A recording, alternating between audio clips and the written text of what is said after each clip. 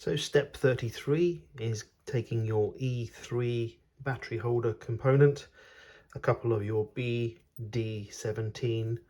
These are your 7mm snap pin body clips and your lovely chassis, and this is effectively going to be holding in the battery, which will sit here and connect to here, and snapping the pins through the hole that I was right to leave as horizontal.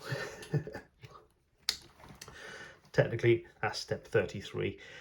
We now need to just quickly pop in an aerial tube, which is easy enough to do, and we move on to the body.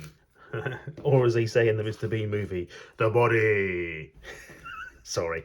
Yeah, we're moving on. Step 34, 35, 36 and 37 is effectively all about the body and mounting the body. So I'll get the body sorted and come back to you. This is the longer bit.